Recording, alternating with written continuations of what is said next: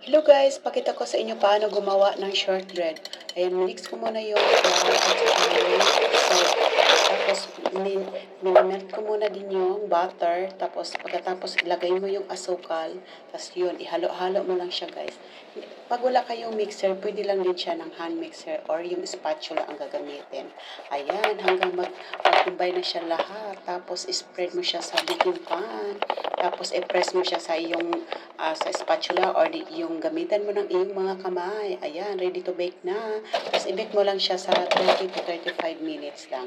Ayan lang kadali. Tapos, pagkatapos mo siyang i-bake, ayan, pag tinanggal mo na, dat mo siya ng tinidor, tapos lagyan mo siya ng sukal sa ibabaw. Ayan. Tapos, saka siya i-slice. Ayan. Pinapass forward ko lang yan, guys, para mabilis. Para hindi kayo mainip sa kapanood. Ayan. Ay, Tapos, sa wakas, niyan, natapos din. tinanggal ko Ayan na. na. Nilagay ko na Ang sa 52 box. boxes Ayan yan. na, Actually, guys. 60 pala yan. Ready Ano na. na, nagsulat na ng pangalan. Ang Kaya dami abot ka yan, ng walo guys. bukas.